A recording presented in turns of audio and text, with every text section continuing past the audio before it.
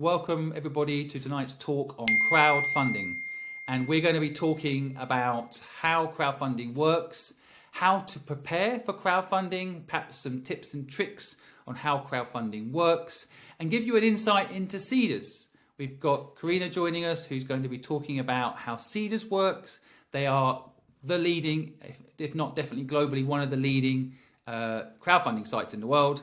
And they have done some incredible campaigns. In fact, I've invested in one business that was on Cedars that raised money £1 million in 20 minutes. So it really is one of those platforms. If you get the launch right, if you get the setup right, then you can raise serious money to power up your business and power up your dreams. So let's get straight into it. Now, you guys have sent some questions into us, which we're going to ask. But later on Discord Live, we'll be answering questions from you up on stage. So why don't we kick off, Karina? If you don't mind, tell a little bit about yourself and what you do at Cedars and your thoughts on crowdfunding as an opener. Yeah, absolutely. Thanks for that intro, Simon. Really excited to be here and tell you guys a little bit about what I do and what Cedars does as well. So my role at Cedars is a campaign associate, and essentially my day-to-day job is finding early-stage startups and pre-seed startups that are looking to attain investment. And a lot of them don't really know anything about crowdfunding, so some of it is more me educating them. And in other cases, they've raised investment before, but they're just kind of looking for whether it's a top-up or a marketing exercise to further launch their product and their business into the sphere of investors' eyesight, so to speak. Now, I have kind of an extensive marketing and PR background myself, which has come in really useful when it comes to working at Cedars because I also understand, how to better position a campaign so that it, drives that momentum and attains the investment that they're looking to acquire. So with crowdfunding, essentially what happens is a lot of the time, we kind of look for different forms of investment as a startup founder. So whether that's an angel network, a private investor, looking for your friends and family. Essentially, once you've acquired kind of a lead investor, and those conversations don't have to be huge numbers. They can be anything from 10,000 to 20,000 just to work as your lead investor. The target goal for many of these founders can be quite on the lower side as well because they're literally just looking to get up and running. So that can be a target from 100,000 to 300,000. And as they look for those further investors, crowdfunding can become an incredibly lucrative way of really reaching that target because you're essentially allowing all of the conversations that you're having, whether it's with investors, your friends and family, the community that you're building with your product or your brand, to be able to invest through one portal, and that's through the Cedars platform. So when those investors are able to invest through Cedars, they are viewed as one name on your cap table, and we like that's how we kind of structure all of our crowdfunding campaigns, is that it works under the nominee structure. So the founder, who is often very time poor, who is already dealing with multiple people and has to think about different things every single day, we really kind of take care of fostering those relationships and ensuring that you only have one major shareholder and you don't have to mitigate 1,000 demands and different people's questions and concerns.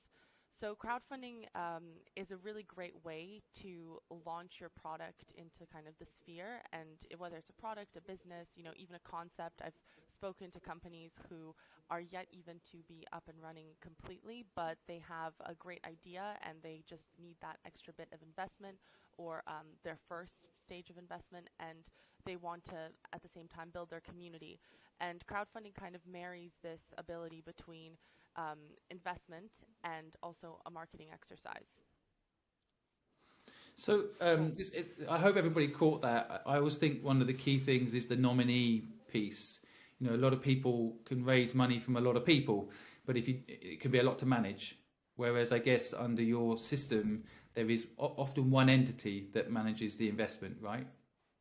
Exactly. And you're working with people at the end of the day, like Cedars, we all manage the campaigns. We ensure that, the founder is happy with how everything is going, and also that there's, no confusion, that everything is clear cut. We have a dedicated legal team, we have a dedicated due diligence team, and, we are the ones that are managing everything on the back end so that we can really help the founder focus on the front face of the campaign, which is, building your campaign page, putting together the content that goes along with explaining what your product does, which I guess I should kind of get into as well. We kind of have this perspective that, there's these three key pillars when it comes to a crowdfunding campaign, and that is your lead source of investment. So, like I said, that can be even a number on the smaller scale, but it's someone that really believes in what you're doing. There may be someone that has been involved from the beginning, and someone that wants to kind of be part of this journey with you.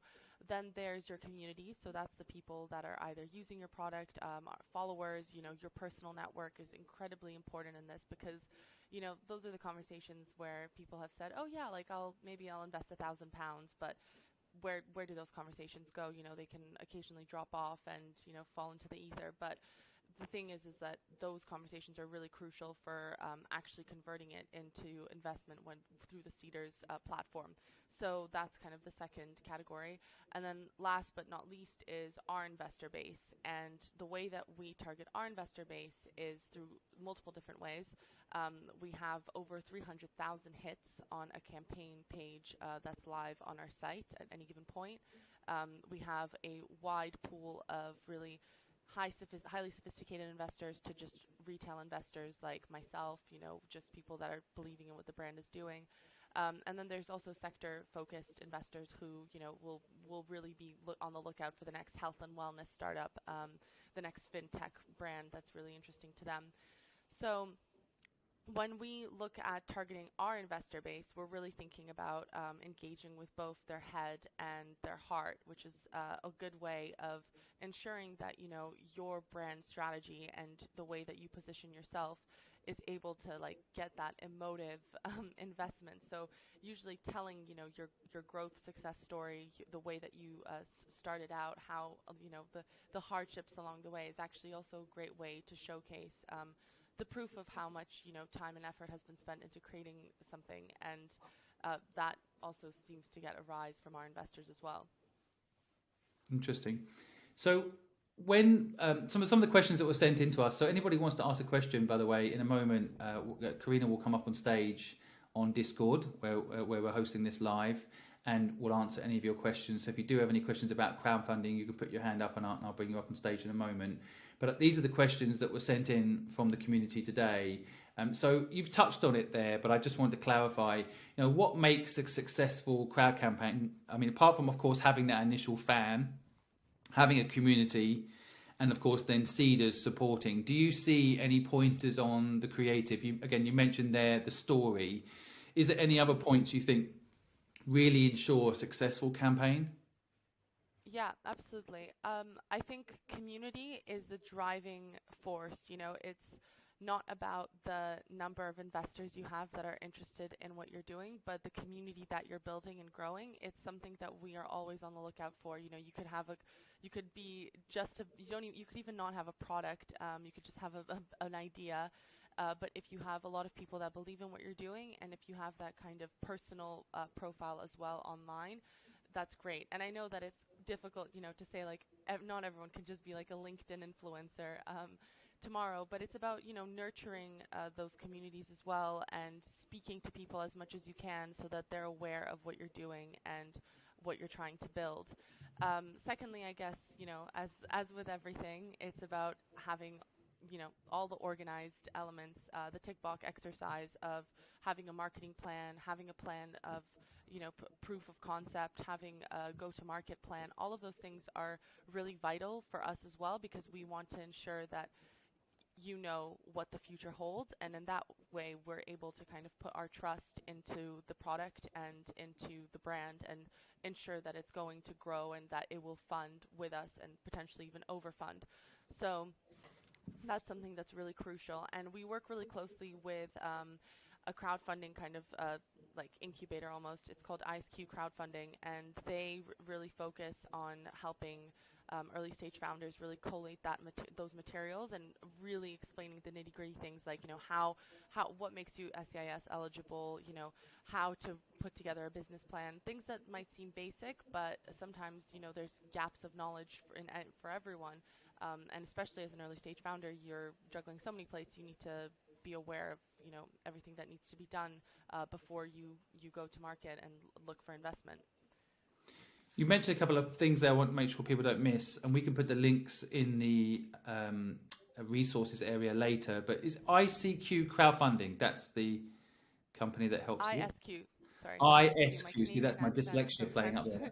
ISQ Crowdfunding, okay, yeah, because that'll be an important contact for people to have too. I think a lot of the time people do see platforms like Cedars almost like solving all the problems for them, but it's good to know you have partners to help people gather these bits and bobs they need, like the marketing plan, like the proof of concept, to allow them to have a successful launch on your platform. So that's good for people to know.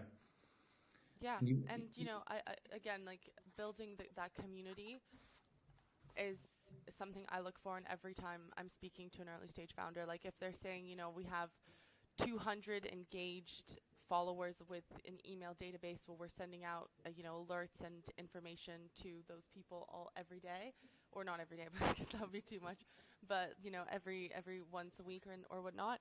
That's great because it showcases that you have people that are really interested in what you're building, and that gives me a faith in that we would be able to tap into those groups, and when we go live with a crowdfund, we'd be able to get them to invest as well in the campaign.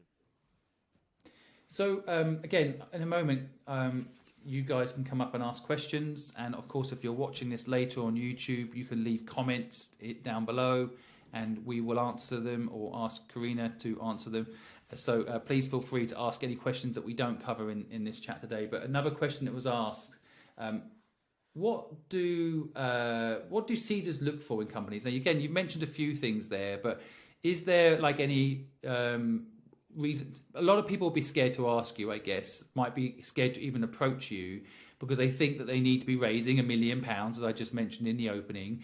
But is there, for example, a minimum that you'd look for to raise so that people know whether or not to bother you? And I know a lot of people want to know that sort of bar that you have, so they know, oh right, I'm only raising, like you just said there, for example, 200 people in a database. That doesn't sound like a lot to me. Therefore, a lot of people have probably obtained that and feel like they've probably got a big enough community to approach you. But is there any other points you'd like to make as to a suitable candidate to approach you? Yeah, absolutely. I mean, we love being approached. I think that that's not to say that everyone needs to spam our inboxes, but every business owner starts at one point or another, and not having all the answers or not having everything all together at the beginning is very much part and parcel of the journey, right? So we essentially look for a minimum of 100,000 for a raise, because that's kind of also how we're able to make money as a business. But again, I speak to founders all the time who don't have a lead investor and need to be connected to angel networks, who need to speak to someone like ISQ about what they need in order to have a successful crowdfund. So when it comes to at the starting point of where am I meant to go, I think that having the business plan, having the kind of proof of concept, having those future facing goals, ambitions, and being realistic about them as well, is great. Then having that community yourself that you're building, again, is a massive benefit when it comes to conversations with us. And again, like being realistic about what it is that you can deliver, so that we're realistic about what we can deliver. And if that's a conversation of the founder not having a lead investor at that moment in time, we will actually ensure that we can provide the utensils, and we have something called like a campaign tracker, so that the founder is able to then list all the people that they can speak to and that they can potentially seek investment from. And we really want to ensure that we're covering all the bases possible in order to reach the campaign target. So when we say that we need a pre-commitment figure, it's usually around the 50% mark. So that's 50K if we're talking about 100K. But again, if say for example you have a much larger community, then we'd see that as like a great opportunity to tap into that pillar, and as a result, we could potentially be overfunding, and that's something that happens on our platform a lot, especially because if you take it from the perspective of a retail investor, if they see that a campaign has already partially funded or has funded half the way, they're going to be more inclined to be investing themselves, because they'll see like, okay, this is a campaign that people already believe in, that has already achieved investment, and this is my chance to be a part of something that, whether it resonates for me on an emotional level or on a more of a practical business perspective, but I see a future for this company. And it's about creating that momentum, which is what we help the founders do throughout the entire process. Wonderful. Well, I feel like maybe we should switch over to Discord, so everybody listening there doesn't have to listen to pings coming on my computer and be bothered. But I appreciate you taking time to share the basics. If you don't mind, maybe pop your hand up on Discord, and then I'll bring you over to Discord to take further questions from people in the audience. And then we'll stop this recording, I think, and then we don't get an echo on Discord. So we'll see you over on Discord. And if you haven't joined our Discord channel, you absolutely need to, because we always give you the basics here, but sometimes for the nuance of the questions that you might have, you need to be on the Discord community so that we can host that for you there. So we'll see you there.